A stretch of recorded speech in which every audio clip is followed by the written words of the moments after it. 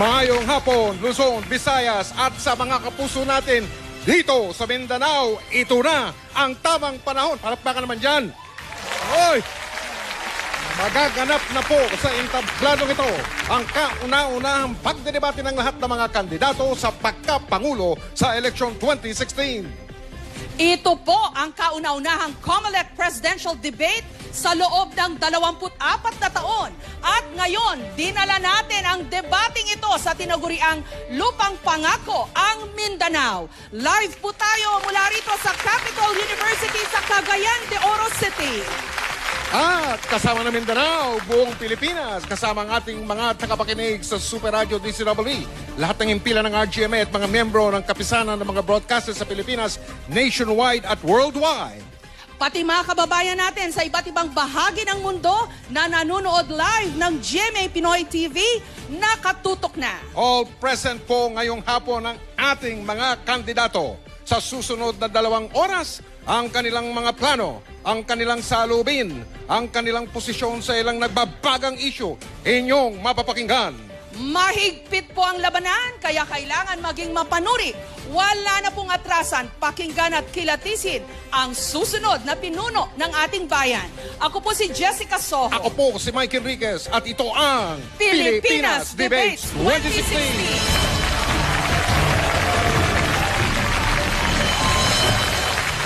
Magaganap na ang makasaysayang takbong pinakaabangan ng buong bayan.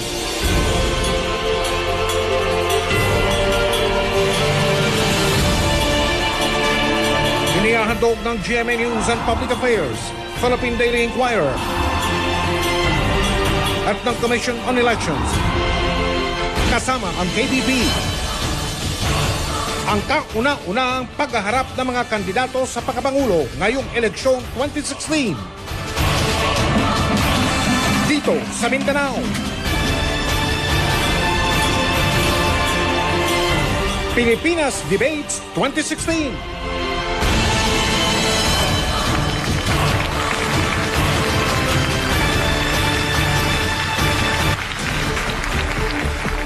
Kasama po nating magtatanong sa mga kandidato ang Editor-in-Chief ng Inquirer.net na si John Nery.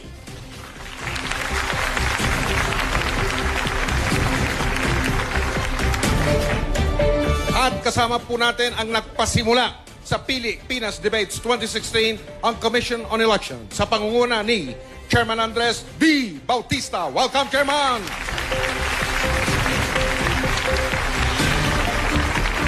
Wag na po natin patagalin.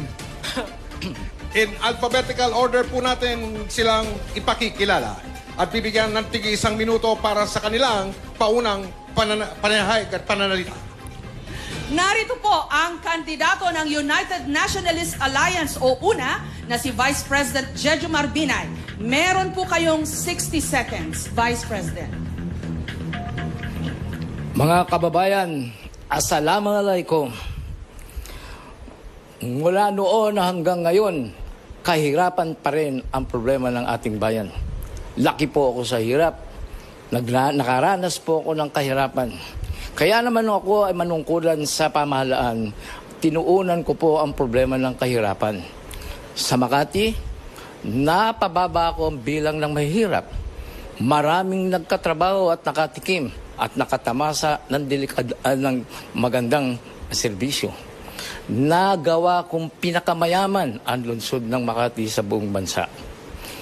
Dahil sa kagustuhan kong may ahon tayo sa kahirapan, siniraan ako at ang aking pamilya ng mga bagay-bagay na walang katamasan.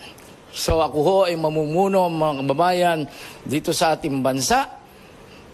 Dala-dala ang aking malawak na karanasan, tamang pamamahala at malasakit sa bayan. Maraming salamat. Maraming salamat po, Mr. Vice President. Ang susunod po ay ang kandidato ng People's Reform Party, PRP, Senadora Miriam Defensor Santiago. 60 seconds, Senador. Mayong hapon sa inyong tanan. Bisan na late ako kaina, ang aeroplano ko kaina. Nalilipayan gid ako. Nga nakalabot ako akon dire. Kay gusto ko na kanina mag-swimming na lang ako from Laguna Bay hanggang dito. There are many things we are rich in this country. We are rich in natural resources. We are rich in people resources. And yet, year after year, we hear the same doleful note from our analysts and economists. We are one of the poorest countries in the 10 Asian member community. Why are we so poor? The answer is because everybody wants to have the money of the government in his own pocket. Tanan yan sila, lahat sila. Pag nag-presidente ako, para sila nakabuti nila. So what our country needs really is a sense of shared destiny.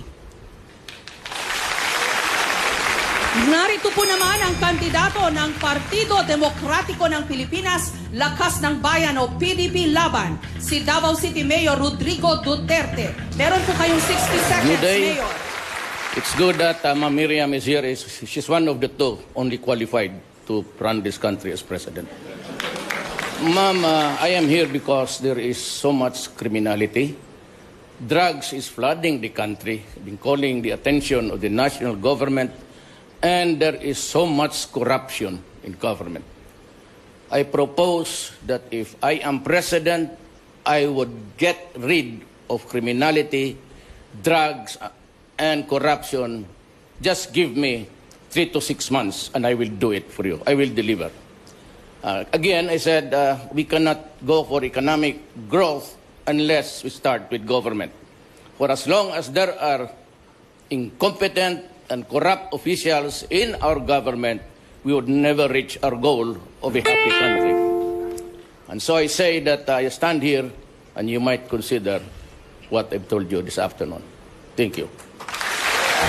Maraming salamat, Mayor. Pakinggan po naman natin ang independent candidate na si Senadora Grace Poe. 60 seconds, Madam Senator. Mayong hapon sa tanan. Nararapat lamang na tayo nagtitipon-tipon dito para mas maintindihan ng ating mga kababayan ang nangyayari sa kanilang mga kababayan dito sa Mindanao. Ang Mindanao po ang nagbibigay ng pinakamalaking produkto pagdating sa pinya sa mundo. Pangalawa po tayo. Pagdating naman po sa saging, pang-apat. Pagdating sa niyog, pang-5. Pero hindi lang yon. Sa buong Pilipinas, dito po tayo umaasa ng kalahating pangangailangan natin sa mais. At 1/4 sa bigas, kalahati naman para sa isda. Pero bakit patuloy pa rin ang paghihirap ng ating mga kababayan sa Mindanao? Marami na pong namuno na may karanasan, ngunit ganun pa rin. Ang kailangan ay isang may tunay na malasakit, merong paninindigan, mabilis kumilos, at agarang makakapagbigay ng solusyon. Napakaganda ng Mindanao. Hindi lang natin dapat puntahan ito, dapat pasalamatan ito. Pinopropose namin 30% ng aming budget ay mapupunta dito sa Mindanao para sa agarang solusyon ng development. Maraming salamat. At ngayon naman ang kandidato ng Liberal Party, si dating DILG Secretary Mar Rojas. 60 seconds po. Magandang gabi sa inyong lahat. Hindi ho ba, pag pinasimple ang tanong, nagiging simple at klaro din ang sagot? Ano ang tanong? Kung ihahambing natin ang pagpili ng Pangulo tulad ng pagpili natin kung sino ang magmamaneho sa ating mga anak sa araw-araw, sino ang pipiliin natin? Kanino natin ipagkakatiwala ang kaligtasan ng ating mga anak? Sa isang taong may mga kaso ng pagnanakaw, sa isang mainitin ng ulo na maaaring maaksidente, sa isang ngayon pa lang natututong magmaneho. O ipagkakaloob po natin ito sa isang taong matagal na po ninyong kilala, matagal nang nanilbihan, at ni minsan hindi kayo pinahamak o pinagsamantalahan. At may magandang rekomendasyon pa sa dati niyang pinagtrabahuan. Buo ang loob ko sa inyong pagpasya. Maraming salamat po. Maraming salamat po sa ating presidential candidates. Maaari rin pong makilahok sa diskusyon sa social media at gamitin ang hashtag na Pilipinas Debates 2016. Mag-log on din sa gmanews.tv/eleksyon 2016. Wag na wag po kayong bibitiw dahil susunod na po ang round 1 ng debate ng ating mga kandidato. Kilatisin, busisiin ang inyong pipiliin. Ito ang Pilipinas Debates 2016. Pilipinas, kinabukasan ay nasa ating kamay. Makiisa't makiunay at piliin mo ang Live na po tama po yan para sa ng GMA 360-degree camera dito sa loob ng Capital University sa Cagayan de Oro, Mindanao. Special na camera po yan na kumukuha ng lahat ng anggulo at maaari ninyong kontrolin sa pamamagitan po ng mga staff namin dito sa debate hall kung tawagin. Punta po kayo sa gmanews.tv. Isa't makibahagi Pilipinas, iparinig ang ating tinig Pilipinas, makiisa't makibahagi Tandaan tamang pagboto, gusto at tamang bilang Pilipinas.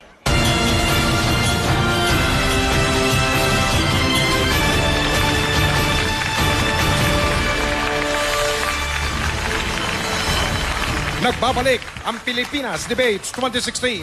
Sa punto pong ito, sisimulan na natin ang ating debate. Na? Ang lahat po ng mga tanong at paksa sa presidential debate na ito, dumaan sa COMELEC. At may mahigit o mahigpit po tayong mga panuntunan na susundin sa debating ito ngayong hapon. Pakinggan niyo po ito. Sa bawat round, may mga pares na maghaharap. Tatanungin ang unang kandidato at may 90 seconds para sumagot. May 60 seconds naman ang pangalawang kandidato para magkomento sa sagot ng unang kandidato. Sa huli, bibigyan ng 30 seconds ang unang kandidato para sagutin ang mga komento. Maririnig ang tunog na ito sa huling 10 segundo ng timer at muli kapag naubos na ang oras.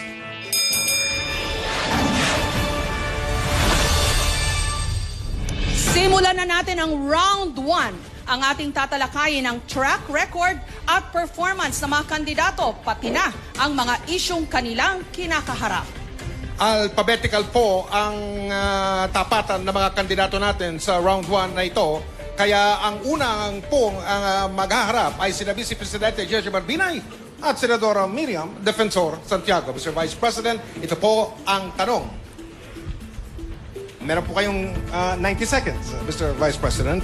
Sa panayam, kung inyo natatandaan sa DCWB, pinaliwanag nyo karamihan sa inyong mga real estate na mga pagmamay-ari ay minana ninyo mula sa inyong ina at sa pagulang. Pero sa inyong SALN, 2 lang sa 13 real estate properties ang inilista ninyo bilang inheritance o mana. Paglilinaw ng inyong kampo, Mr. Vice President, maaaring tinatawag na land area ang pinagbasihan ninyo sa inyong sagot at hindi po ang bilang. Pero ang hindi pa rin nasasagot, kung hindi po minana, 10 nang galing. Ang iba po ninyong 11 ari-arian at paano po lumago ang inyong yaman sa loob ng mahigit 3 dekada bilang isang opisyal ng gobyerno. Mr. Vice President, meron po kayong 90 seconds. Alam mo, Mike, 3 dekada, ang haba ng panahon na yan. Pero hindi ko natatandaan na sinabi ko na yung aking mga lupa, puros mana. Yung iba naman doon, nabili namin. At may kakayahan naman kaming makabili. Hindi naman, porking kami ko ay nasa pamahalaan, wala na ako kaming magagawa para makabili ng mga pag-aari. Hindi po totoo na ako ko maraming lupa. Ito ho, either naman ako o ito ho ay nabili ko. At hindi lang ho sa nanay ko yun, pati po sa tatay ko. Okay, salamat po, Mr. Vice President. Senadora Miriam, ano naman po ang reaksyon? Bilang isang opisyal ng gobyerno na mahaba rin nanungkulan, Madam Senator, sa tingin ninyo ba ay tinatawag na matter of public interest ang yaman at ari-arian ng isang opisyal ng gobyerno? Miss Allen, di ba ho, Senadora? Yeah, that's no longer a matter for debate because it has already been embodied in a law. It's no longer a bill, it's a law. So sa gusto namin at sa ayaw, kailangan talaga iladad namin ang lahat ng pag-aari namin. Ngayon ang pagtatanong ko ay, ito ho bang mga pag-aari ni Vice Mayor, nakuha niya o nabili niya o nabigay sa kanya bago siya naging opisyal sa Makati o pagkatapos naging opisyal na siya? Mr. Vice President, gusto niyo po sagutin yung tanong ni Senadora? Miriam, yung iba ay naman ako. 30 seconds. Pasensya ka na kung Miriam man tawag sa'yo, magkaibigan man tayo at magkasama kami sa student council. Yun, naman ako pa yung bago ako nalagay sa pwesto. Ako ay nanungkulan 1986. At bago po ako nanungkulan, nakapag-practice naman ako ng law at ang misis ko naman ay napag-practice ng pagkadoktora. So, yung paggagalingan ang pera na dapat namin mabili. Pero ulitin ko, yung mga propiedad na yon, propiedad na namana ko na bago pa ako napunta sa panunungkulan. Salamat po, Mr. Vice President. Salamat din po. Maghaharap naman po ngayon sina Senadora Defensor Santiago at si Mayor Rodrigo Duterte. Senadora Defensor Santiago, narito po ang tanong para sa inyo. Senator Defensor Santiago, kayo po ay nag-file ng qualified medical leave noong 2012 dahil sa chronic fatigue syndrome at nagpatuloy ito noong kayo ay na-diagnose na may stage 4 lung cancer. Sa nakalipas na 16th Congress, mula 2013 hanggang 2016, wala pa hong 10 beses kayong nakadalo sa mga plenary session. Kung sa Senado po ay naging mahirap na para sa inyo ang makapasok sa trabaho, bakit pa po ninyo hinahangad ang mas mabigat pang trabaho ng pagiging Pangulo ng Bansa? Ano po ang inyong motibasyon sa pagtakbo sa gitna po ng inyong karamdaman? 90 seconds po, Senator Santiago. Hindi mo ba alam ng sakit? Tumataas o bumababa o nawawala? Magtatanong ka bakit may sakit ka, bakit tumatakbo ka? Eh, diretso ko yan o karapatan ko yan sa ilalim ng under our Constitution. Wala namang constitutional provision that if you get sick of something, you are disqualified. Ano pa yung iba niyang gustong malaman? Ang sabi po ay iilang beses lang daw po kayo nakadalo sa plenary session. I was at the height of cancer stage 4. Stage 4 is the last stage. Nag-aantay ako mamatay. Eh, hindi ako pinatay ng guardian angel ko eh.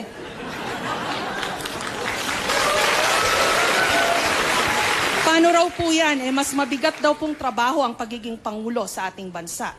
Mabigat na mabigat. Pero kung tuusin mo, ang senador halos kapantay lang o sobra pa ang trabaho. Kung ginagawa niya ang tama niyang trabaho, nang sa trabaho ng presidente. Kasi kung minsan nilalabanan niya ang lahat ng senador laban sa kanya. Hindi kamukha ng presidente na lahat sa paligid niya nag-aaliluya sa kanya. Maraming salamat po, Senadora Defensor Santiago. Mayor Duterte, ano po ang masasabi ninyo sa I will pahayag not ng go into Senadora? an You have argument 60 seconds. or debate with Ma'am Miriam.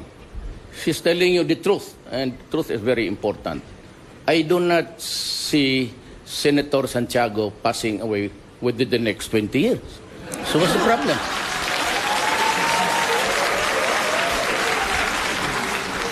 Senadora, you have a chance to answer. May counter-rebuttal po kayo kay Mayor Duterte. Thank you. 30 seconds po. My only purpose is to serve out the rest of my life. I'm already 70 years old, plus 6-year term as a president. I would have served my country until 76. I did not want to spend the next 6 years lying in bed, feeling sorry for myself. In fact, I did not lie in bed. I did not feel sorry for myself. I felt sorry for my country. Because graft and corruption is endemic, and everybody speaks out, but nobody has done very much, except Mayor Rudy Duterte. Maraming salamat po, Senadora Defensor Santiago.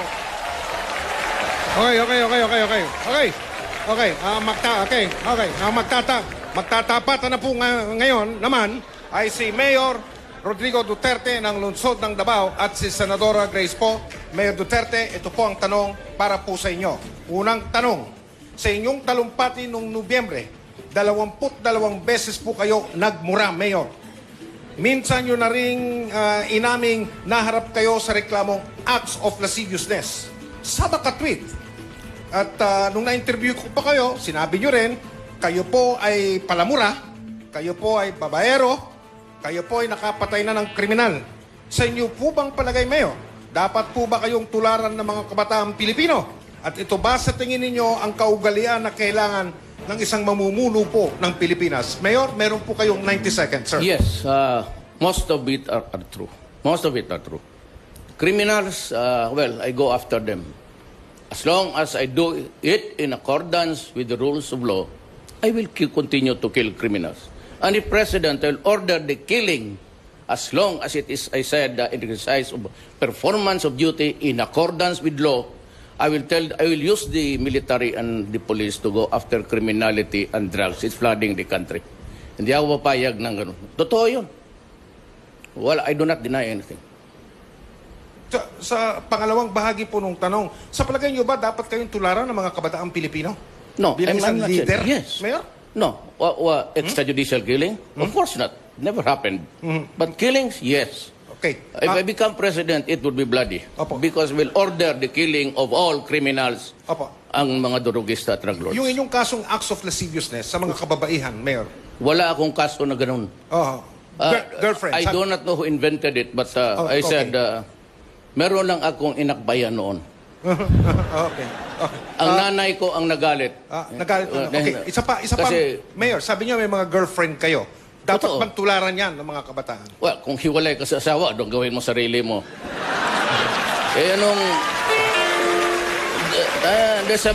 Anong gawin ko itong karga-karga ko? Hindi ko naman ipagbili ito. Hindi mo masangla gamitin mo dapat. Hindi, mamatay ka. Salamat po, Mayor. Salamat. Malinaw.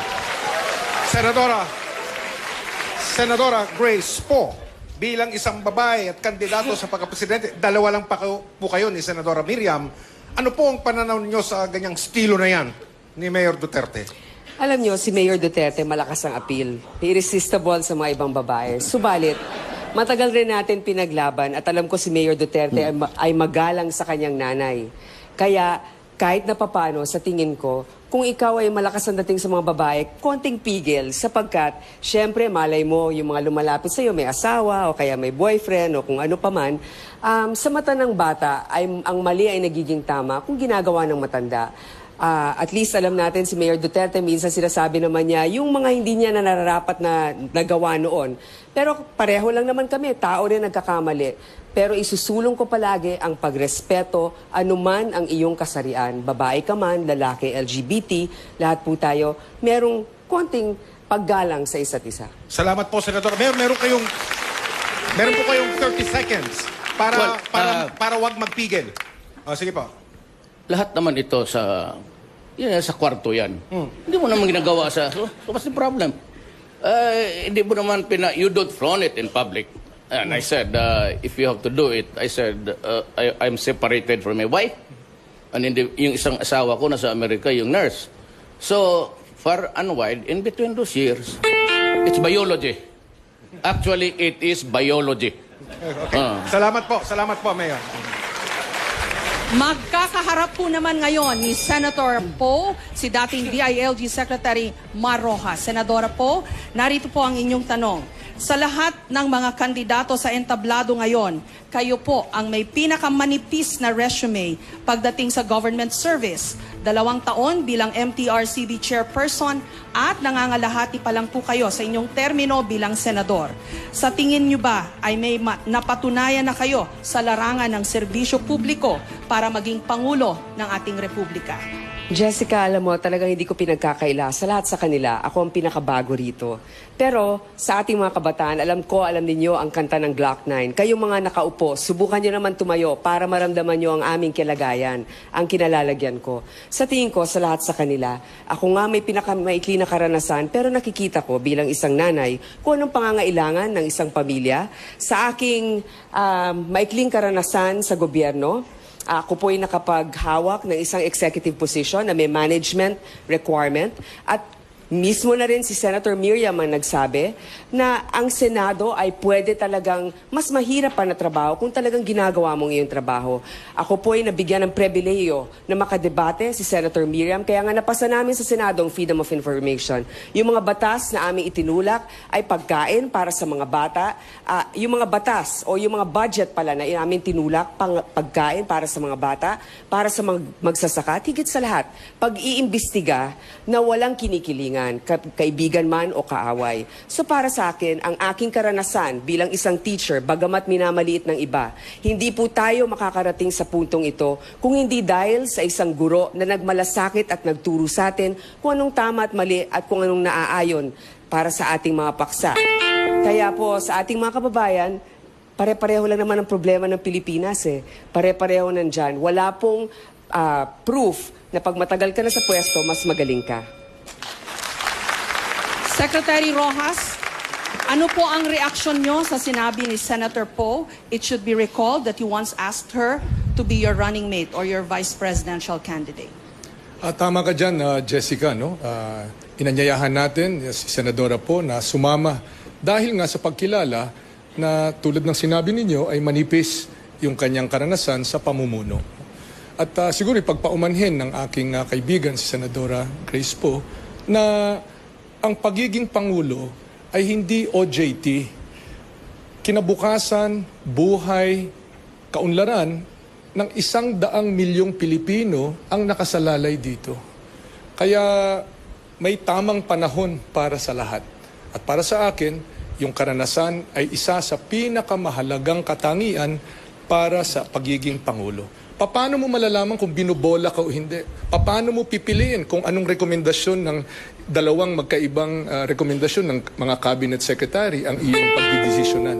Ito yung mga malalaking desisyon na kailanganin gawin ng susunod na Pangulo at mahalaga yung tamang karanasan, malinis na karanasan para dyan. Senadora Poe, ang inyo pong counter-rebuttal. Meron po kayong 30 seconds. Jessica, Mike, alam ko naman kung binobola ako o hindi.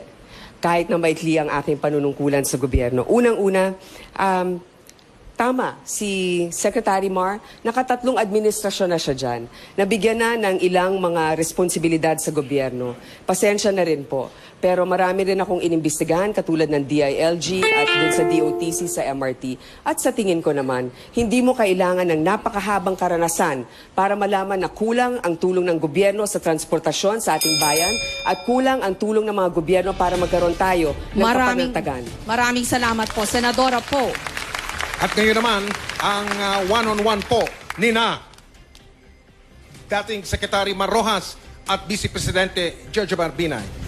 Secretary Rojas, ang tanong para sa inyo. Sa inyong mga panayam, ipinagmamalaki ninyo ang mga nagawa ng daang matuwid. Katulad ng pagpapatayo ng mga silid-aralan o mga classrooms, ang programa ng DepEd, ang Pangtawid Pamilya Pilipino Program na pinamumunuan ng DSWD. Pero sa inyo namang panunungkulan bilang Secretary ng DOTC at DILG, iniuugnay at nangyari daw ang mga kapalpakan sa pangangasiwa ng MRT at sa mga umano'y mabagal na pagkilos bilang hepe ng DILG tulad nung tumama ang superbagyong Yolanda. Base sa inyong track record sa DOTC at DILG, paano po nyo patutunayang kayo ay may kakayahan maging isang epektibong presidente ng Pilipinas? Meron po kayong 90 seconds, Mr. Secretary. Salamat, Mike. Simulan natin sa DOTC. Nung ako po'y nasa DOTC, mahigit 100 kontrata sa halagang humigit kumulang 100 bilyon ang napabid namin na walang anomalya, walang alingaw-ngaw, walang kontrobersiya. Yan, nangyari lahat yan. Ports, airports, ibang mga infrastruktura na nangyayari at ginawa hanggang sa ngayon. Pangalawa, sa MRT, bakit ko tinanggihan ang proposal ng pribadong sektor na magpatuloy ang kanilang kontrata sa MRT? Dahil gusto nilang pahabain ito ng 15 dagdag na taon itong maanumalyang kontrata na ngayon ay ngayon ang sanhi ng problema natin. Plus, dadagdagan pa nila yung singil sa ating mga pasahero. Kaya tinanggihan ko yan. Diyan nagsimula yung ating paghahanap ng makabagong paraan para magkaroon tayo ng mga tren. Ang mga tren ay naandyan na, parating na, at ngayon ay sa susunod na mga buwan ay mapapakinabangan na ng ating mga kababayan. Pagdating naman sa DILG, ang Yolanda, ang pinakamalakas na bagyo sa kasaysayan ng mundo.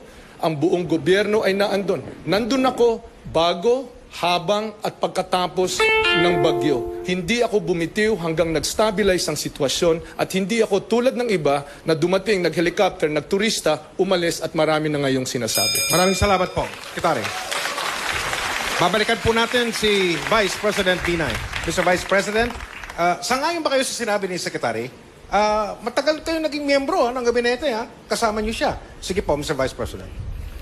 Alam po ninyo, hindi ho mangyayari kung ako ho ang napalagay doon sa pwesto ni Secretary Rojas. Yung bang analysis paralysis. Ako ho is a decisive and effective leader. Hindi ako paulit-ulit, walang dinidesisyonan. Yung PPP, iisa pa lang o dadalawa pa lang. Kailangan ho natin yung PPP ngayon para magkaroon tayong pagbabago sa ating mga infrastructure needs. Kung ako ang pinatutungkulan ni Secretary Rojas doon sa pagkaka-helicopter, yung helicopter, marami kong nakita. siya, nasan ho siya? Pagkatapos nung lumindon at mangyari yung lahat yun sa Leyte, nawala na siya. Kaya naman ho, grabe ang galit sa kanya ng mga taga Leyte dahil sa kapalpakan niya sa paghawak sa problema ng Yolanda. Secretary Rojas, meron po kayong 30 seconds pa ho. Sige po. Andun po ako 16 na araw. Hindi ko binitiwan, hindi ko kinalimutan at hindi ko finoto-op o pinulitika ang ating mga kababayan. Nandun ako simula bago pa dumating ang Yolanda at ginawa ko ang lahat. Matitingnan kita, Mike, at kahit sino sa ating bansa, mata sa mata, at sabihin, lahat ng maaaring magawa sa kapanahonang yun ay nagawa. Maraming salamat po, Mr. Secretary. Up.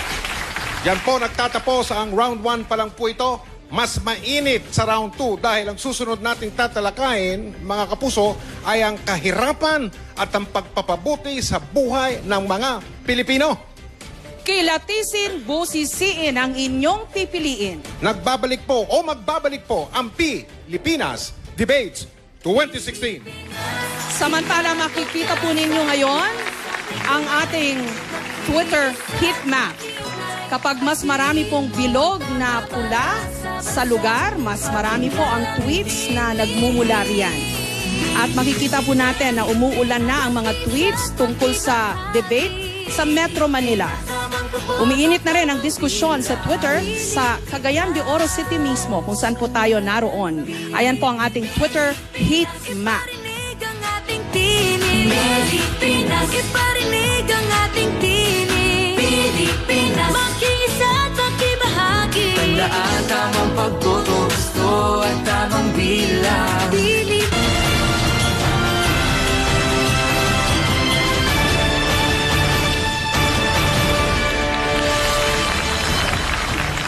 Live pa rin po tayo mula rito sa Capital University sa Cagayan de Oro City. At round 2 na po tayo. Ang sunod na isyung pagdidibatihan po ng mga kandidato ay yung lagi nating nagiging paksa tuwing eleksyon, ang kahirapan. Partikular na po natututukan natin, paano ba mapapabuti ang buhay ng ating mga kababayan, lalo na yung mga mahihirap. Sa mga nakalipas na taon, lumago ang ekonomiya ng Pilipinas. Pero halos hindi nagbago ang poverty incidence o kahirapan sa bansa. Pinakamahirap na sektor ang agrikultura, kung saan kabilang ang mga mangingisda at mga magsasaka. Sa kasalukuyan, milyong-milyong Pilipino pa rin ang walang trabaho. Paano ito tutugunan ng susunod na Pangulo? Para sa round 2, nagbunutan na po ang mga kinatawan ng ating mga kandidato ng kanilang pagkakasunod-sunod. At ang una pong maghaharap ay sina Vice President Binay at si Senadora Poe. Sa round na ito, bubunutin din po natin ang mga tanong para sa ating mga kandidato. At simulan na po natin ang mga kapuso. Ang unang tanong po ay para kay Vice President Binay. At ito po, bubunutin natin ang tanong. Wala dito po sa Sisidlan, yung bilog na tambyolong gawa sa kristal. Mr. Vice President, meron po kayong 60 seconds para 90 seconds. Sorry po, 90 seconds. Maraming magsasaka ang baon po sa utang pagkatapos ng anihan dahil sa kababayad sa hiniram nila na pambili ng abono, pag-upa sa lupa, pag-upa sa sasakyan para maibaba yung kalakal nila. Patuloy naman ang pag-angkat natin ng mga mas murang bigas at mas murang gulay na lalong nagpapahirap sa mga magsasaka. May plano ba kayo para matulungan ang ating mga magsasaka nang hindi nadidihado naman ang mga mamimili? 90 seconds, Mr. Vice President. Imo-modernize po natin ang agrikultura. Bali ba naman ang agrikultura ay napakaliit ng contribution sa GDP natin. Yun hong ating mga magsasaka. Kunin na ho natin yung carp. Yung carp po, maganda ang intention doon. Pero among others, that is to make the lands productive. O kasama ho dyan yung mga magsasaka na sinasabi nyo naghihirap. Dahil sa yung parte ng carp na yun, tutulungan sa subsidizing, asistahan ng ating pamahalaan. Fertilizer, iba pang mga post-harvest requirements. Pangalawa, yung irrigation fee po, dapat tanggalin na ho natin yun. Pangatlo, yun kung post-harvest problem. Alam niyo ba mga kababayan, na mas malaki ho ang nawawala sa post-harvest kesa dun sa kinikita. Pangatlo, dapat po tayo mang-akit pa ho tayo ng magkakapital para ho meron ho tayong makakatulong doon sa infrastructure requirements. Yan po ginawa namin sa Makati. Ang ginawa po namin sa Makati, maiahon ho ang kahirapan, suportado ho ng pamahalaan. Salamat po, Mr. Vice President. Senadora Grace po, ano po ang reaksyon niyo sa sinabi ni Vice Presidente? Senadora, you have 60 seconds, Senadora. Importante po para sa ating magsasaka, intindihin natin kung magkano kinikita nila. 17,000 pesos yung magtatanim ng palay for every 1 hectare. So kung tatlong binigay sa kanila sa agrarian reform, kikitain nila siguro mga 152 pesos a day. Talagang napakaliit. Dapat libre ng irigasyon, dapat may crop insurance, pero hindi lamang yun. Dapat magkaroon ng agro-industrial zones kung saan magkasamang DTI at ang DA para naman ma-market ang products ng mga magsasaka. Mag-soil testing tayo. Anong mga added value na pwede para dito sa lupa nila? Anong mas kikita sila? Palay ba o kape o kung ano pa man. Tandaan natin, sa niyog, ang average age ng ating mga puno ay mga 60 years old na. Kaya konti na lang ang binubunga nito. Kailangan replanting, gamitin na natin ang pondo ng coconut levy para dito sa mga magsasaka ng niyog. Importante rin, isipin natin, pwedeng cocoa coir, pwedeng virgin coconut oil, pwedeng cocoa water, pwedeng kung ano-anong mga programa na pwedeng gamitin para dito. Added value para sa magsasaka. Okay. Mr. Vice President, may 30 seconds po kayo. Tumugon, Senadora, kung meron na. Wala na ho. At pareho naman ho kami ni Senadora doon ho sa assistance and subsidy coming from government. Ang idadagdag ko lang po, kung ako'y makakapagdagdag, yun hong high-yielding crops, dapat po mag-shift na rin ho tayo doon. Kasi ang crops natin, basically, is corn, rice, and coconut. Ay yung marami ho tayong lupa na angkop sa high-yielding crops. Salamat po, Mr. Vice President. Up next ay ang paghaharap ni na Senadora Grace Poe at Senadora Miriam Defensor Santiago. Senator Poe, narito po ang inyong tanong. Meron po kayong 90 seconds. Sandali lang po. Ito po ang inyong tanong. Ano po ang gagawin ng inyong administrasyon para matiyak na may pagkain ang 2.5 o 2.6 na milyong pamilyang Pilipino na nagsabi sa SWS na sila ay nagugutom araw-araw? Ang una talaga para sa akin ay dapat magkaroon ng libreng pananghalian sa ating mga public schools dahil yan ay diretso sa tiyan ng mga bata. Hindi po matututo ang ating mga bata at hindi po tatalino kung sila po ay nagugutom. Yan ang pinakauna. Pangalawa po, ang pinakamahihirap na ating mga kababayan ay nasa sektor ng agrikultura. At alam naman po natin na mismo nagtatanim ng palay at bigas, sila po talaga ang bumibili pa ng bigas sa palengke. Kailangan talaga ay bigyan ng tamang subsidiya at least sa paumpisa man lang sa irigasyon at iba pa para naman mas maging competitive sila. Kailangan na po ng replanting ng ating mga niyog sapagkat tayo po ang 5th largest producer siguro ng niyog sa buong mundo pero hindi natin sila binibigyan ng sapat na suporta. Nasa lagpas 70 billion na po ang nandyan nakatenga lamang na coconut funds na dapat mabigyan ng scholarships itong mga nagtatanim ng niyog para bumaba yung presyo at importante rin na ang ating gobyerno ay bantayan naman sapagkat kung bibigyan natin ng added value o yung matataas na value ng mga crops ng ating mga magsasaka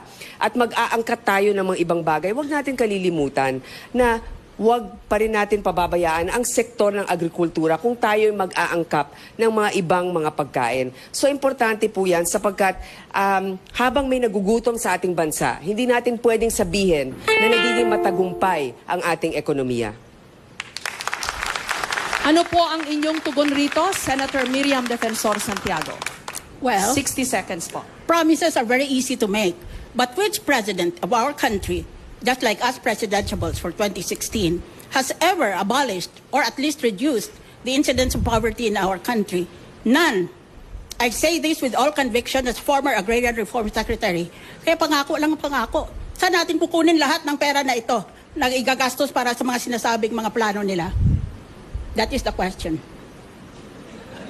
Senator Poe, ang inyo pong counter-rebuttal. You have 30 seconds. Kaya siguro napapanahon na magkaroon ng isang may bagong perspektibo. Marami dyan ang namuno na noon bilang Pangulo, matagal na sila sa gobyerno, marahil hindi na sila nag-iisip ng ibang paraan para makatulong sa ating bayan at sa ating ekonomiya. Nung panahon ni Pangulong Marcos, nagkaroon ng Nutribon. Hindi yan kompleto sa pagpapakain ng mga bata, pero kahit papano, nagkaroon ng feeding program para sa ating pamahalaan. Nung panahon ni Pangulong Erap, yun lamang ang oras kung saan kahit papano tumaas ang yield ng agrikultura. Meron po tayong pag-asa. Kaya lang kailangan tapat, hindi nangungurakot at mabilis kumilos. Maraming salamat po, Senator Poe. Ang makakaharap naman po ni Senadora Miriam de Verso Santiago ay si dating DILG Secretary Mar Rojas. Senator Santiago, pupunutin ko po ang tanong para sa inyo. Masikip ang butas nitong kung ano man ito. Parang Miss Universe yan, fishbowl. Okay. Confidently, masikip. Okay. Lumago po ang ekonomiya ng Pilipinas nitong mga nagdaang taon. Walang kaduda-duda. Ang sabi ng nakakarami.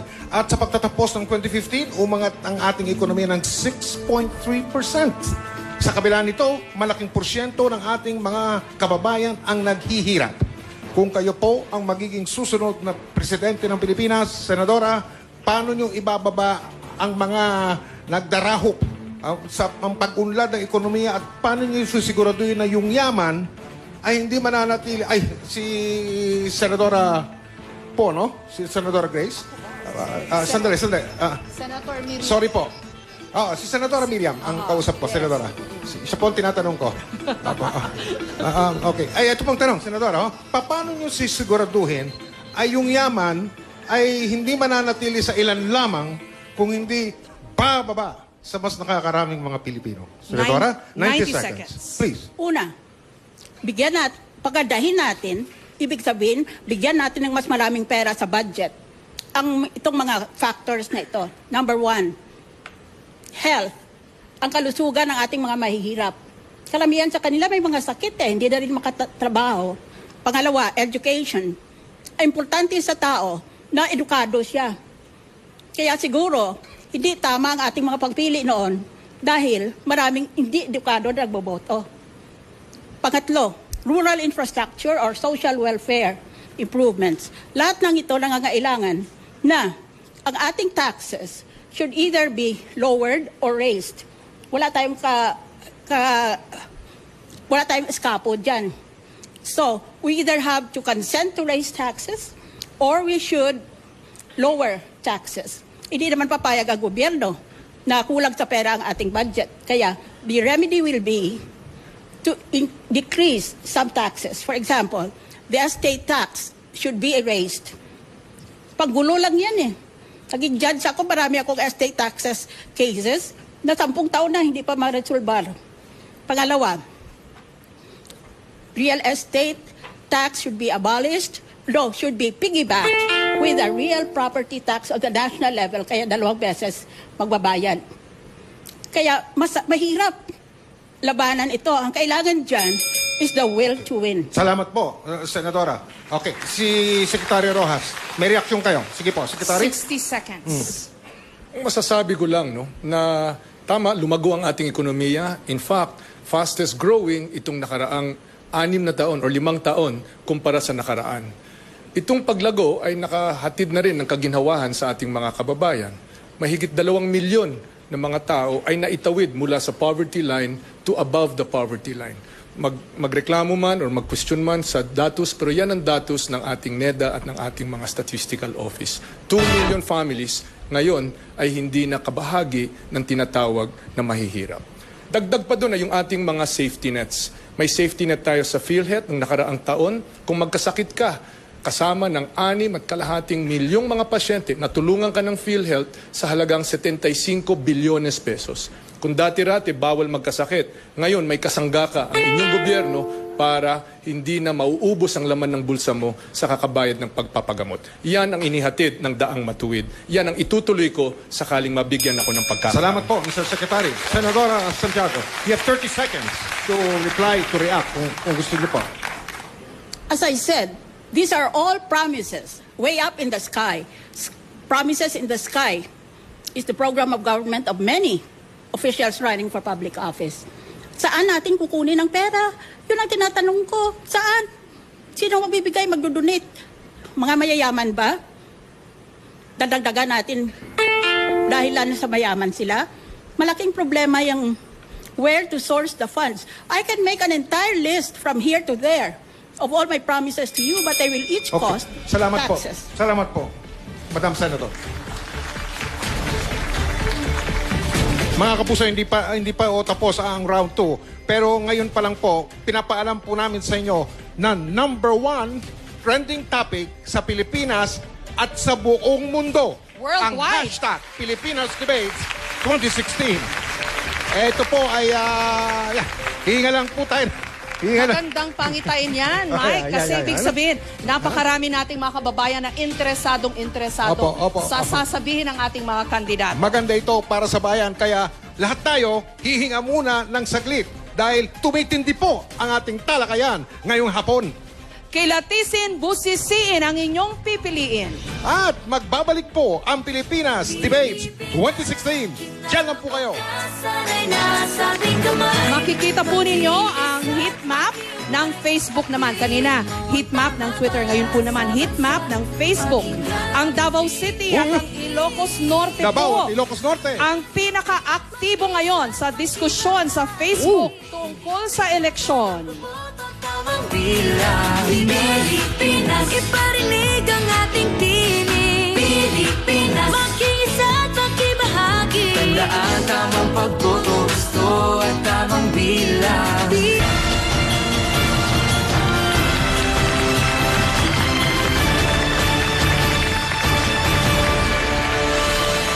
Ang inyo pong napapanood ay ang mga nanonood sa gymnasium. Yun, Dito rin sa Capital University sa Cagayan de Oro City. Nasa 1,500 tao ang kasalukuyang nanonood doon live ng ating presidential debate. At nagpapatuloy po ang ating pagkilatis sa mga kandidato sa pagka-presidente dito sa Pilipinas Debates 2016.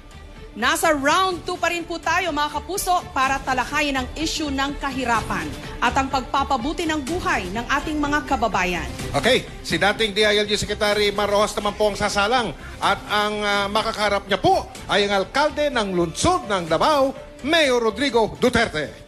Okay. Ito, Secretary Rojas, binubunot ko na po yung tanong para sa inyo.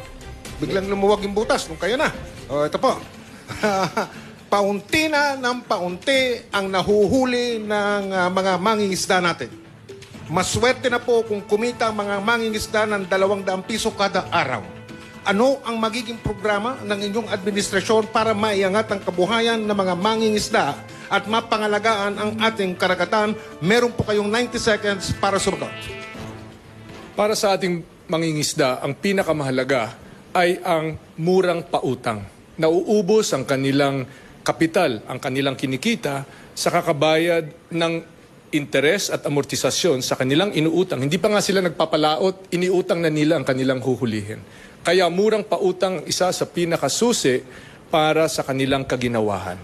Pangalawa, makabagong teknolohiya. Importante ito. Doon lang sa dagupan, sa ating bottom-up budgeting, may napakagandang project na gagawin natin ito, sakaling ako'y maging Pangulo sa buong Pilipinas, na bigyan natin ng fish finder. Ito yung mga radar para sa ating mga mangingisda. Nakikita nila kaagad kung saan yung mga isda, hindi naaaksaya ang kanilang panahon at pera sa kakabili ng gasolina. Direkta sila kung saan yung mga isda, nahuhuli nila ito, balik, sariwa pa, na ibebenta nila sa magandang presyo. Pangatlo, post-catch facilities. Ito yung mga chiller, ito yung mga packaging na mahalaga para mas mataas ang kikitain nila kumpara sa kinikita nila ngayon. Sa ngayon, limitado ang kanilang kita dahil nabubulok ang kanilang isda. Pag nagkaroon ng mga post-catch facilities tulad ng mga chiller, tulad ng mga reefer vans, dadalhin ang kanilang huli sa mga pamilihan, gaganda ang kanilang kita. At panghuli, ang pinakamahalaga ay infrastruktura. Infrastruktura para mas madali nila maparating ang kanilang huli sa mga pamilihan. Salamat po, Mr. Secretary. Mayor Duterte, meron po kayong 60 seconds para mag-react. Agree ba kayo kay Secretary Rojas? Yeah, I cannot rebut what he has said because it's all true. Gusto ko nga kopyahin kung papayag siya eh. Idagdag ko na lang yung akin. Payag ba kayo? Ano? Secretary? Oo naman, bakit Okay, hindi? sige. Tuloy niyo, Mayor. Well, I said, this is true in every program of government. Ang problema lang ko kasi dito, marami tayong problema in the past. There were a lot of problems to help our fellow men, fisheries, farmers and all. Ang nakakaproblema ho dito is in the implementation along the way. Because if you have incompetent and corrupt officials, it will be the same. Biyayang Dagat was the greatest program of any government. But along the way, sumabog because there was corruption. Mamirian says it all. Wala akong debate sa lahat nila. Problema, incompetence sa mga tao and corruption, hindi yan nakukorek eh. Okay. Salamat po, Mayor. Secretary Rojas, 30 seconds. Incompetence and corruption. Secretary, 30 seconds. Nasa sentro ng programa ng Daang Matuwid, nasa sentro ng diwa ng pagkatao ni Mar Rojas, yung anti-corruption. Sa mahigit 20 taon ng panunungkulan, ni minsan hindi nabahira ng ating pangalan ng kahit anong anomalya. Ako galit sa mga korap at hindi ko papayagan na magkaroon ng korupsyon sa aking panunungkulan. Ang importante dito ay itong mga nasabi ko ay nasimulan ng magawa, nasimulan ng matamasa ng ating mga mangingisda at itutuloy ko yan, papalawakin ko yan para mas marami pa ang giginhawa sa ating mga programa. Salamat po, Secretary Rojas. Ang nabunot naman ni Mayor Duterte ay si Vice President Jejomar Binay. Mayor Duterte, narito po ang inyong tanong. Meron po kayong 90 seconds para po sagutin ito. Ang tanong, isa sa mga problema ng mga magsasaka at mamimili ang pagkakaroon ng mga rice cartel na nasa likod ng smuggling at price manipulation. Paano babanggain ng administrasyon ninyo ang mga rice cartel na ito? Sos, ma'am. Kunyan lang, I'll do it in 3 days. Hulihin ko lang yung gagong, yung when I testified in the Senate, I identified somebody there. Bangayan. He was one of those smuggling rice. Yung cartel nila, madali yan. As president, sabi ko nga, 3 to 6 months, tapos lahat to eh. Ano really? I am willing to stake my honor, my position, and my life. 3 to 6 months, malinis itong bayan na ito. Pati yung cartel-cartel na yan. And even those itong mga 5-6, ang ginagawa, nagpapahiram pa doon sa mga farmers, tapos binibintahan pa ng appliance. Kaya ako sa Davao, sabi ko, stop it. Stop it. Do not oppress the people. Kaya lahat ganito. We would like to build food terminals, and we would like to land bank to come in and give money to the farmers. Then allow them, Department of Trade, to help in the establishment of credit unions, cooperatives. Doon maghiram. Ang pinakamaganda is 1 billion per region. Doon sila magtayo ng kooperatiba nila para kanila ang binabayaran nila. Vice President Binay, ano po ang tugon ninyo sa sinabi ni Mayor Duterte? Alam po ninyo yung problema ni smuggling, makikita ho ninyo yung leader, doon ho nagsisimula ang problema. Kasi ang leader, hindi decisive, hindi effective. Alam ang problema eh. Ba't hindi masolusyonan? Kasi hindi marunong mamuno. Ako, yung problema namin, sa amin, hindi kami masyado na problemahan ng mga crime, kung ano-ano pa. Dahil sa ako ho, I'm a decisive leader. I hit the ground running. Haharapin ko ho ang problema. Dito, halimbawa, may problema nga dito sa Mindanao dahil dyan sa mga kuryente. Wala eh. Indecisive, ineffective, walang aksyon. May problema, hindi sinusolusyonan. Kaya ho, nagkakaroon ng walang nagagawa sa smuggling. Turn po ni Mayor Duterte para magbigay po ng kanyang counter-rebuttal. 30 seconds. I have nothing to rebut in that statement. If it's just a matter of rebutting, it's useless because it's all good. Problems, I said, is there the money because ang ninyo coming in, the fundamental duty of a president is see to it that food is available and food is affordable. Yan ho ang problema talaga. Maraming salamat, Davao City Mayor Rodrigo Duterte. Sarado na po ang round 2 sa ating pagbabalik. ang third and final round. Ang isyong sunod nating hihimayin, abangan lamang po. Kilatisin, busisiin ang inyong pipiliin. Magbabalik po ang Pilipinas Debates 2016. Pagkasanay na sa ating kamay. Ito po ang inyong nakikita ngayon ay ang ating discussion trend sa Facebook naman po na mas marami pong mga babae kesa sa mga lalaki ang nakikilahok sa diskusyon sa Facebook sa Pilipinas Debates 2016. Ang kabataan, edad 18 hanggang 25 anyos, ang pinaka-aktibo. Mabuhay ang mga kabataan! Wala ba kayong mga kamay? Para sa mga kabataan. Aktibo? Pilipinas, iparinig ang ating tinig. Pilipinas, makiisa at makibahagi. Tandaan, tamang pagboto, gusto at tamang bilang.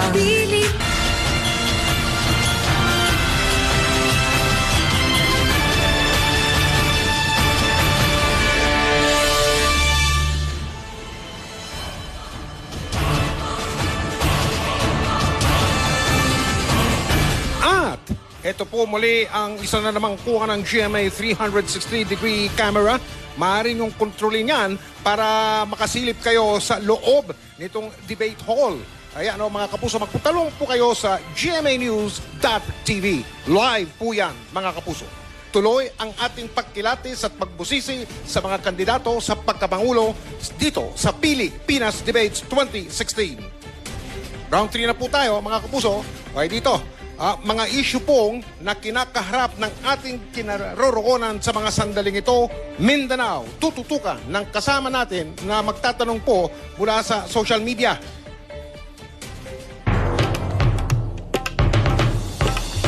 Itinuturing na food basket ng Pilipinas ang Mindanao. Pero dito rin matatagpuan ng 5 sa 10 pinakamahirap na probinsya sa bansa. Dekada na rin ang binilang ng kaguluhan.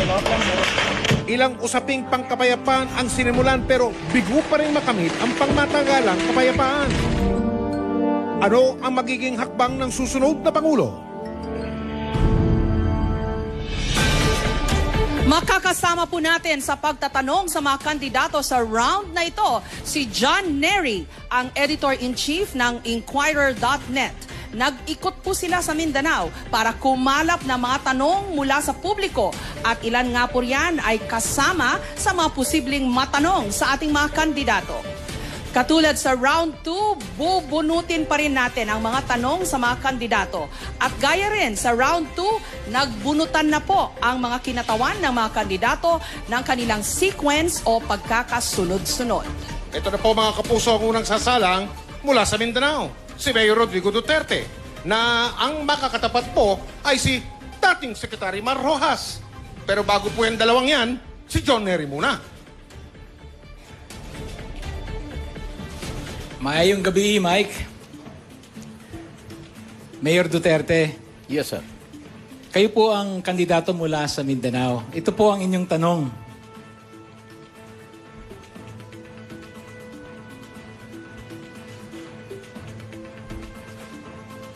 May nagpadala sa amin ng litrato sa social media. Makikita rito ang isang maputik na kalsada at isang ilog na walang tulay sa Zamboanga. Galit na raw ang mga katulad ni Ken Sharif dahil matagal na nilang hinihiling ang maayos na tulay at kalsada. Kung ikaw ang magiging pangulo, paano mo tutugunan ang hinaing ni Ken? At paano mo maiiwasan ang irregularities sa mga infrastructure projects? Meron po kayong 90 seconds. Yes, sir. I will have to tell you that 65% or 64% of the infrastructure projects are here in Manila. I might also want you to know that 19% lang ang binigay sa Region 19. Well, of course, that is the disparity. And that is why the Mindanaoans, asking you now, galit na galit sila. Kasi ang aming lawful share sa taxes hindi ibinibigay. Remember that Mindanao contributes to the country's coffers 54% of the total export earnings in dollars. Magkano yan? Well, it will depend on the given day. But ang Mindanao kasi ang nagbibigay sa agricultural products sa country ito. 19 billion only for Region 11. I don't know how much the others getting. Yan mo. It is this disparity, and that is why people are clamoring for a federal government. I-dissipate na muna natin yung central powers, for after all, that is a symbol of our being oppressed of us as a people a long time ago. You have to give us our share. And we will, and of course, you have to restore law and order. Salamat po, Mayor. Secretary Rojas, ano reaksyon nyo sa sinabi ni Mayor Duterte? Meron po kayong 60 seconds. Sige po. Salamat. Unang-una ay tutugunan natin ang pangangailangan ng pagtayo ng tulay doon sa kusaamang bayan yon. Pero habang totoo na napag-iwanan ng Mindanao, hindi na po yan ang nangyayari ngayon.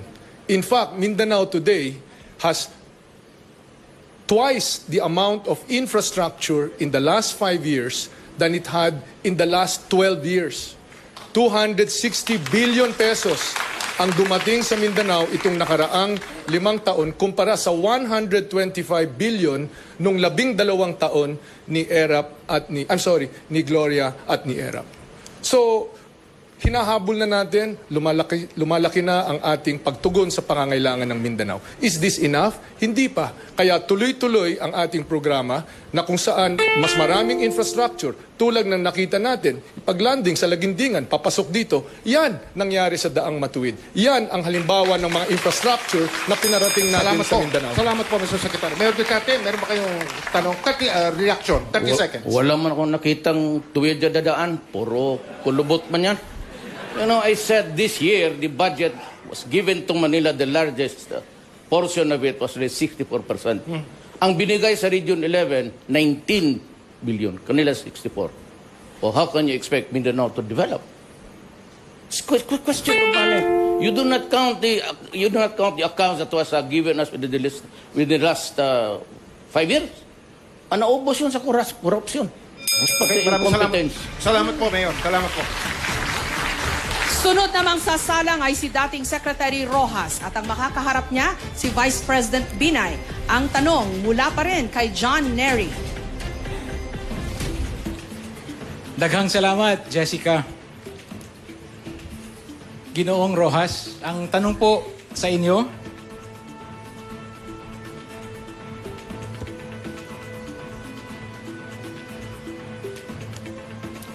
sa pinakahuling Pulse Asia survey, lumalabas na pangunahing issue ng mga kabataan sa Mindanao ang problema ng illegal na droga. Sa buong bansa, 1.7 million ang lulong sa droga. Kapag ikaw ang naging Pangulo, paano mo tutugunan ang problemang ito? Ano ang gagawin? Paano ang gagawin sa mga drug cartel? Kailangan bang ibalik ang death penalty para masolusyonan ang problema? 90 seconds, Secretary. Ang droga ay isa sa pinakamatinding problema na hinaharap natin bilang isang lipunan. Walang pamilya sa ating buong bansa na hindi tinamaan sa problema ng droga. Tututukan natin ito, natutukan na natin ito, at tututukan natin ito sa pamamagitan ng sa taas, paghabol, kumbaga sa sibat, yung tinatawag nating lambat sibat. Sibat, hahabulin natin yung mga kartel tulad ng ginawa namin sa PNP nung ako po ay DILG. Mahigit 2 bilyon ang halaga ng droga na nahuli nung kapanahunan ko. Yan ang mga kartel. Sa baba naman, sa pamamagitan ng lambat, policing, street, sitio, and house level policing ang kinakailangan. Ganun pa man, hindi natin malulutas ang problema ng droga kung aasahan natin ang pulis lang. Ito'y problema ng buong lipunan. It takes all of us coming together, mga guro, mga magulang, mga kapitbahay, lahat po ng lipunan ay dapat magtulong-tulong para malutas natin ang problema ng droga. Hindi ito madali. Malaking pera ito, kasama na yung mga corrupt, iba politiko, iba mga pulis. So anti-corruption pa rin ang pinakamahalagang sandata para malabanan natin ang droga. Ang inyo pong reaksyon, Vice President Binay. 60 seconds. Unang-una na, ang problema po dyan ay mahina ang enforcement. Nandyan na po, nalalaman ng mga illegal drug syndicates. Ano ho ang ginawa? Wala masyadong lahabla. Kung may lahabla naman, wala naman nung nangyayari. Kasi, isa pa, hindi ho effective Hindi ho decisive ho ang ating leadership. Ako, sa Makati, hindi ho na inabutan kong problema po yan. Yung problema ng droga. Pero ako ho, decisive. Wala tayong papayagan yung mga kaso ng illegal drug syndicates. Ako, tuwing maghaharap-harap kami, tinatanong ko, oy, ano na ba ang mga kaso? Nagawa na ba? Nasolusyonan na ba? Sa ulitin ko, yung banggit sa death penalty, hindi ako naniniwala sa death penalty. Gawa po ng Diyos yan. Hindi ko dapat natin gawin yan. Ulitin ko, kailangan lamang ko decisive ang pagharap sa problema. Yon ang wala. Kaya ko nagiging problema. Counter-rebuttal, Secretary Rojas, 30 seconds po. Nabanggit ni Vice President Binay ang Makati. Pero hindi ba ang totoo, dalawa ang Makati? Makati ng mga Ayala na maunlad, maraming trabaho, at Makati ng mga Binay na mahirap pa rin. Comembo, Rembo, nandyan pa rin ang mga mahihirap, nandyan pa rin ang mga droga. In fact, Makati has the highest drug rate. Lahat ng mga mayayaman dyan, lahat ng clubs, bawat Biyernes, Sabado, nandyan laganap ang droga sa Makati. Maraming salamat po, dating DILG Secretary Mar Rojas. Pwede ba kong sumagot? Mabilis na po. Sige po, Vice President. Ewan ko kung saan yung statistics ni Mr. Rojas. Hindi ho naging problema sa amin ng droga. Yung EMBO, naku, masay ho ang mga tao doon. Kasi yung mga lupa doon na ibigay ko. At malaki na ang halaga. Wala hong kahirapan sa Rembo. Sa buong Makati, nakapag-deliver po kami at naingat po namin ang buhay ng bawat taga-Makati. Okay, maraming pong salamat. Daling ko po si Vice President Binay sa mga housing na kung saan nila nilagay ang mga nailipat nila para makita kung gaano kahirap pa rin ang mga tao na Sige po, inilipat nila. babalik po tayo sa ating sequence. Mamaya po, kayo mag-alala. Itutuloy po nila yan. Gusto nyo? Palakpak kung gusto nyo. Yun! Yun, oh!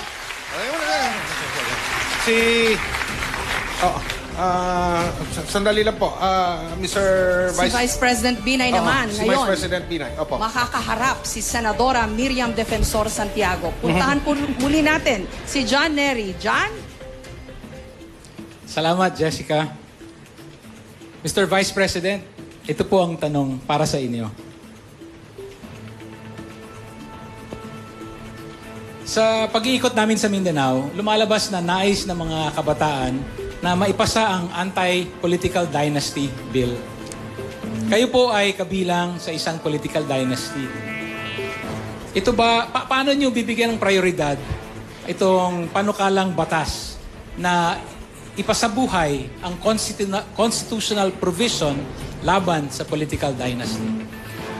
Meron po kayong 90 seconds. Unang-una po, kailangan maging maliwanag ko kung ano ba ko talaga ang dynasty tinutukoy. Oo nga't nandyan na po sa saligang batas, yung labanan ng dynasty, pero hindi ko magkasundo kung ano ba ko talaga ang definition ng dynasty. Pangalawa, bakit naman ho magkakaroon ng batas para pagbawalan yung gustong magtrabaho? Qualified naman at mahahalal naman sa isang malinis at marangal na halal. Hindi naman ho guarantee na porking kamag-anak mananalo. Ang menina, tagdad ang anak, asawa, lahat ho natatalo. Uulitin ko lamang, kailangan lamang po magkaroon ng malinis at marangal na halalan. Palagi ko nagsimula itong issue ng sa dynasty. Dahil sa mga unang panahon, pagkakamag-anak na overspending, patayan at iba pa. Pero kung qualified, gustong magtrabaho, bakit naman ho? Basta't dadaan lamang sa isang marangal at malinis na halalan. Salus populi, sabi nga, gusto ng tao. O bakit naman ho ninyo haharangin dahil sa kamag-anak? Salamat po. Tapos na po, Mr. Vice. Okay, salamat po, Mr. Vice President. Senadora Miriam Defensor Santiago, reaction please. You have 60 seconds, Senadora. The anti-dynasty provision is found most of all in our Constitution. And it is a basic principle of constitutional law that anything written in the Constitution, without more and without less, should be literally applied if possible. Sinabi na ng Constitution hanggang ngayon, hindi pa na sa batas yung aking bill ng anti-dynasty. Kaya hindi natin define kung sino mga members ng dynasty, anong mga patakaran para ma-subsume sila, ma-form part sila ng isang dynasty. Dapat may batas na ganun. Yun ang sinasabi ng mga membro ng Kongreso na malabo. Ang totoo dyan, self-interested sila. Gusto nila ang dynasty kasi mga dynasty ang mga pinanggalingan nila o pupuntahan nila. Ngayon, kung ayaw nila nun, then we have to amend the Constitution. But while it is there, it must be obeyed. The Constitution is always and always supreme. Salamat po, Senadora. Mr. Vice President. Excuse me po, ano po masasabi niyo dyan? 30 seconds.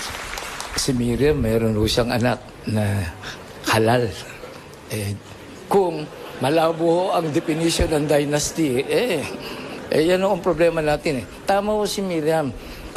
Meron sa Constitution. Ang problema, walang implementation na batas. Kaya kung tayo nagkakagulo pa. Okay, maraming salamat po, Mr. Vice President. Si Senadora, parang Kailangan sagutin niya kasi may nabanggit uli. Parang may gusto kayo sabihin kanina. Sige na nga, Senadora. Sige, may kilang. Meron ba kayong gusto sabihin? Hindi. Napatingin kayo Yeah. Kasi mali ang sinabi. Ang anak ko noon tumakbo na party list representative. After one term, he did not run for another post. So, wala po kayong anak sa gobyerno ngayon? Wala. Okay, salamat po. Claro. Ang round 3, pagpapatuloy po natin maya-maya lang. Kilatisin, busisiin, pakinggan ang inyong pipiliin. Magbabalik pa po ang Pilipinas Debates 2016. Sa datos po ng Twitter, Jessica? Mataas na mataas po talaga ang interes ng publiko sa mga usapin kaugnay sa poverty and development. Dapat lang, yan ang pangunahin nating problema Kasunod po naman yan ang peace and order, track record, Mindanao issues at corruption. Pilipinas, iparinig ang ating tinig. Pilipinas, makiisa at makibahagi. Tandaan tamang pagboto, gusto at tamang bilang.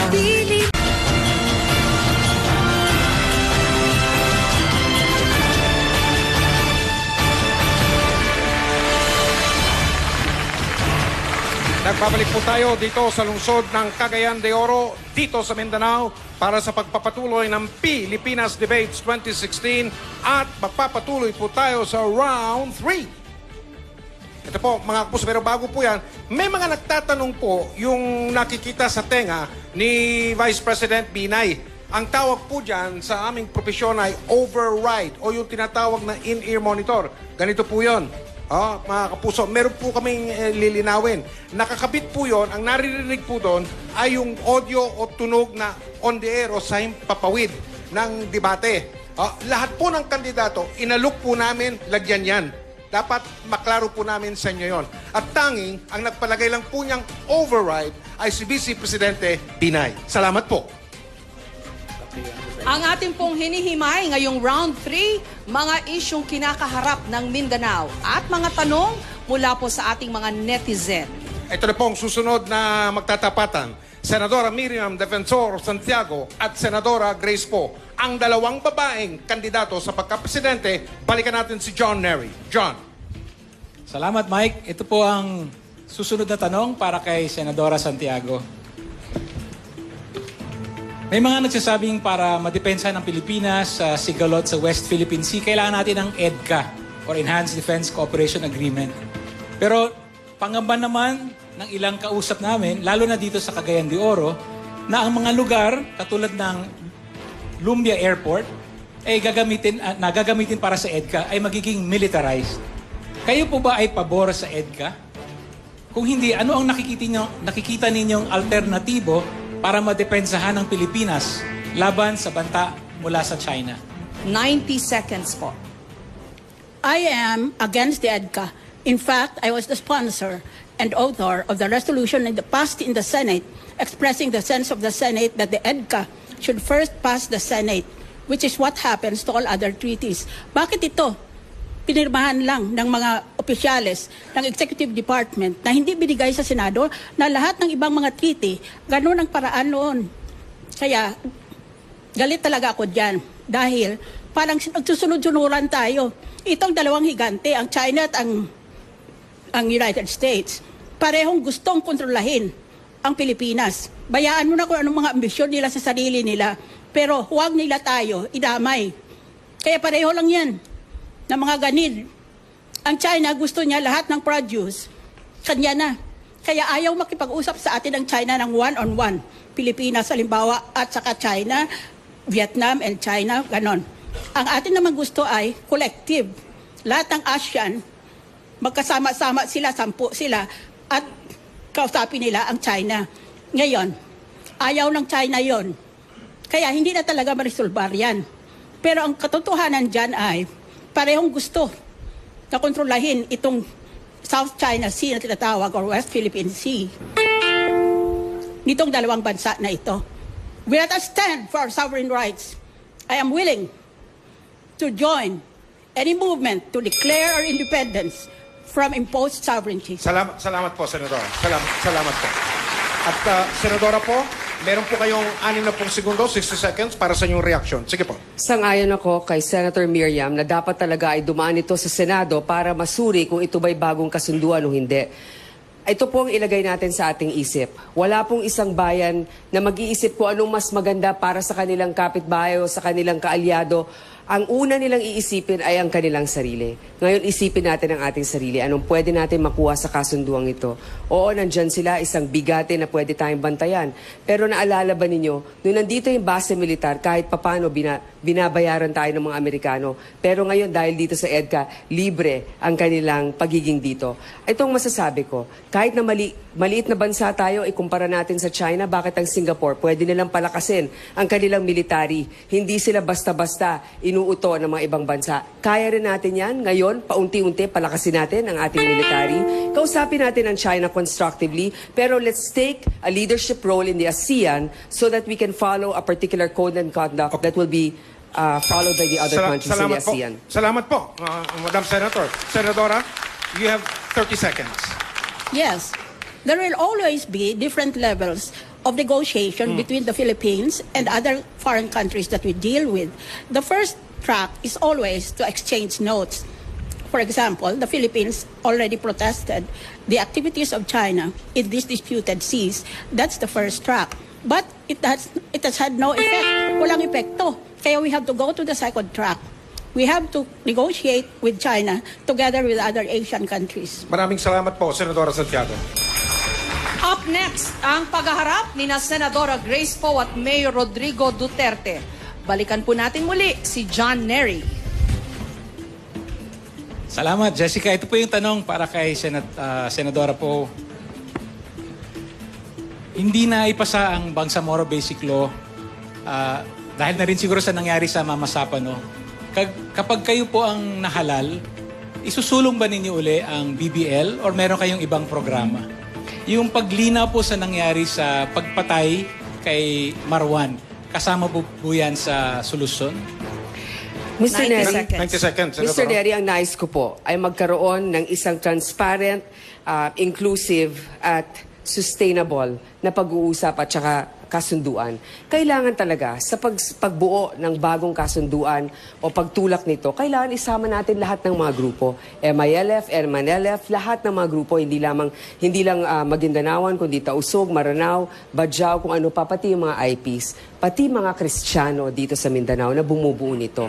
Pangalawa, habang nag-uusap tayo, kailangan ay sundan natin ito ng mga proyekto para sa Mindanao. Ako po ay isa sa mga gustong magtulak talaga na magkaroon tayo ng Mindanao Rail. Noong 1992 pa po ito pinag-uusapan. Siguro nasa lagpas 70 billion ito. Kaya na natin ito tugunan sa mga panahon na ito. Kailangan rin natin ayusin ang problema sa kuryente dito sa Mindanao.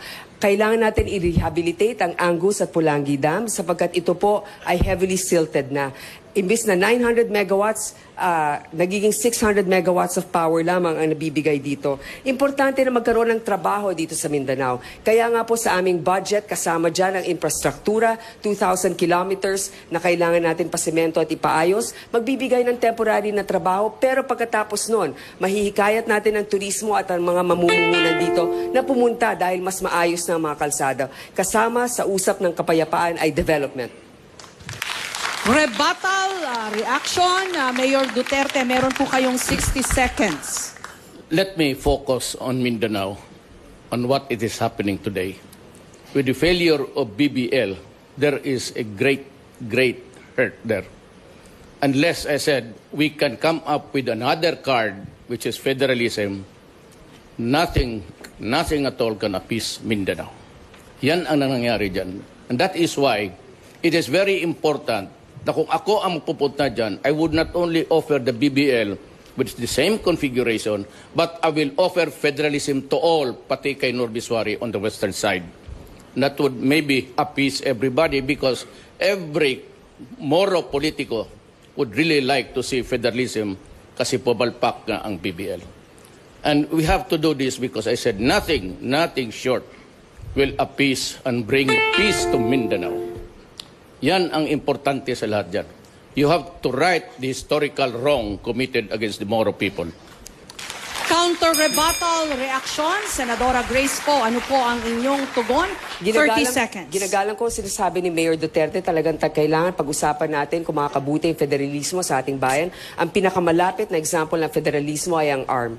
Ngayon, gawin natin to sa umpisa ng termino ng isang Pangulo kung ano makakabuti. Pero sa tingin ko, ang kailangan ng ating mga kababayan ay devolution of powers kung saan ang local government ay mas may prerogative sa paggasta ng kanilang pondo. Sa ngayon po, dapat 40%, pero less than 30 or mga 30% lang ang nabibigay sa local government. Mali po yun. Kailangan ay taasan natin. Maraming salamat po, Senadora po. Ito po, tapos na po ang round 3, mga kapuso. Susunod, mapapakinggan nyo na po ang mga huling salita ng mga kandidato para sa hapon na ito. Closing statement. Tawag po nila dyan, closing statements, mga kapuso. Gusto nyo pa? 1 hour? Sige po, sandali lang. 1 hour each? Sir? Sir? 1 hour daw. We're good until 9. Give us time to explain further what we like to present to the people. Patay. 1 more hour daw.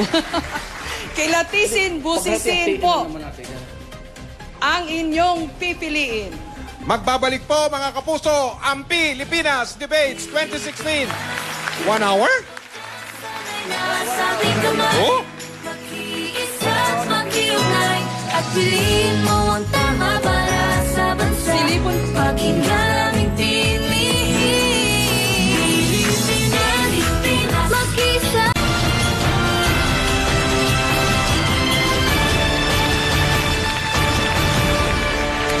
Magandang gabi na, mga kapuso. Narito pa rin po tayo live mula sa Capital University sa Cagayan de Oro City para sa huling bahagi na po ng ating Pilipinas Debates 2016. Kasama pa rin po natin lahat ng ating mga kandidato sa pagkapangulo. Mga kapuso, nito pong nakaraang linggo, nagpunta po kami sa bayan ng Pikit sa North Cotabato dito sa Mindanao.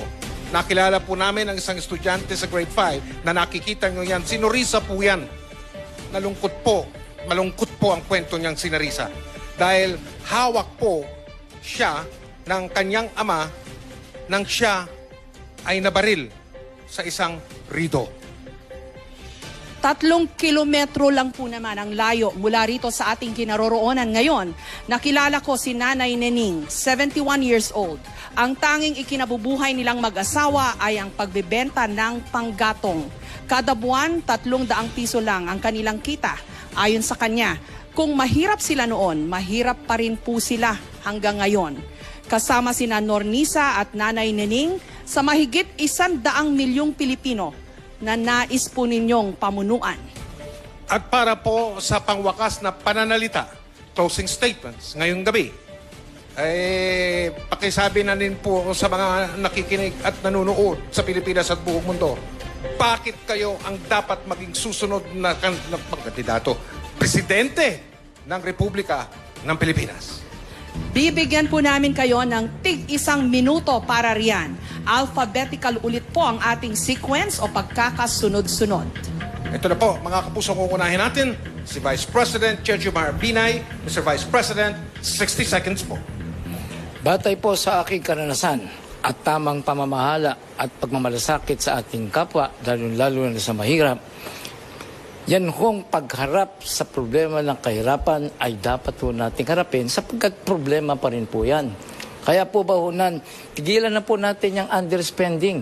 Ang sinasabi ko, pagka underspending, underperformance, hindi nagagamit yung dapat paggamitan. Pagka maraming namamatay kasi hindi lang bibigyan ng tamang gamot, hindi makapagpapasok sa ospital, underspending, nakaka-apekto yan, nade-delay ang performance. Yung mga infrastructure requirements po natin na makakatulong ko yan dahil sa magpapadami ng kabuhayan, hindi ko nagagawa. Kaya ko kailangan po tayo na magdagdag at gastusin ang pera para magbago ho ang ating buhay. Sunod po naman si Senadora Miriam Defensor Santiago. 60 seconds po. We are here looking for a real leader of the Philippines who will implement all the valuable suggestions that were made here this evening. But this is not a personality contest. This is not a show for entertainment. This is a show to educate the Filipino voter on what his own responsibilities are, in addition to those that are being assumed by the presidential candidates. 1, there should be academic excellence. Dapat naging head of the class, or at least naging honor student. Dahil kung hindi mo na marunong yun, ano ngayon ang ibibigay niyang dulong sa atin? Pangalawa, may professional excellence. Kung naging professional yon, dapat pinigyan siya ng mga award ng mga kapwa professional niya dahil sa hanga sila sa kanya. But third and most important, we should have moral excellence. Dapat ang binoboto natin walang bahid sa kanyang record. O kung may inimbesto man, masyadong hindi ka panipaniwala. So, good luck to you and good luck to all of us. I hope this country will deserve to be what God meant it to be. A happy, prosperous nation. Salamat po, Senadora. 60 seconds po sa huling pananalita ngayong hapon ni Davao City Mayor Rodrigo Duterte. Mayor. Nganong ni amang kongre? Why am I here? I am here because I love my country and I love the people of the Philippines. I am a native of the Philippines. There's so much corruption, there's so much crime, and so much drugs flooding the country. And seems that nobody is minding this talk. Matagal na yan, we've been raising that problem. And as if every time before a forum, we talk about this, about that. Kung bigyan niyo ako ng pagkakataon, only if God wills it also, I will stop it. I said, this is an imposed restriction on me. Hindi ako nagpapabilib sa inyo. I will get rid of drugs, suppress crime, stop corruption in government in a matter of 3 to 6 months. Because I believe that without peace, with corruption, we cannot really survive and develop as a nation. Si Senadora Grace Poe naman ang susunod na magbibigay ng closing statement. Senadora Poe, 60 seconds. Maraming salamat sa inyong pakikinig. Nararapat lamang na pinag-usapan natin ang lahat ng ito. Ito po hindi tungkol sa mga kandidato, kundi tungkol sa inyo. Hindi po kung anong gusto namin, kung hindi kung anong mahalaga sa inyo. Dahil ito ay tungkol sa Mindanao, nais kong balikan ang mga nais nating gawin dito sa Mindanao. Unang-una, kailangan talaga na magkaroon ng sapat na kuryente na murang halaga para sa ating mga kababayan. Yan ay ating gagawin, i-rehabilitate natin ang lahat, babantayan natin ang mga transmission grids para ito naman ay sapat ang kuryenteng maibibigay. Pangalawa, trabaho para sa inyo. 30% po ng budget ng national government ilalagay natin dito. Pangatlo, kailangan din na magkaroon ng pakikipaglaban sa korupsyon. Pag ako po ay naging Pangulo, unang executive order, magkakaroon ng freedom of information na matagal na nating ginugusto. Sa Pilipinas, sa buong Pilipinas, sa Mindanao man, ang importante ay isang leader na mapagkakatiwalaan. Oo nga, bago na ako, pero hindi na rin bago ang ating mga problema at marami nang matagal dyan, pero paulit-ulit pa rin ang kanilang mga lumang solusyon. Salamat po, Senadora. At pakinggan po naman natin si dating DILG Secretary Mar Rojas. Secretary, 60 seconds po. Bakit ko gusto maging Pangulo? Maraming mga pagkakataon sa buhay ko, alam ko wala sa mamamayang Pilipino. May trabaho ako, may naipon ako. Alam kong maayos ang kinabukasan ng anak ko dahil nakapag-aral siya.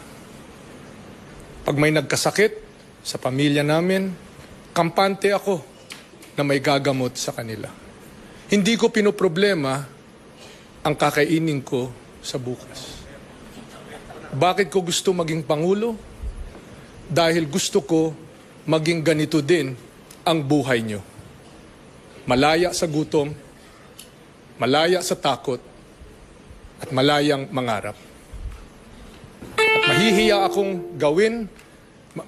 ako harapin ang aking magulang, aking anak, kayo mismo, kung hindi ko gagawin ang lahat para mangyari ito. Maraming salamat.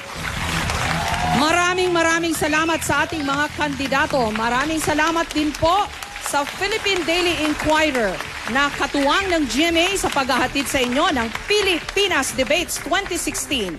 Thank you sa Editor-in-Chief ng Inquirer.net na si John Neri.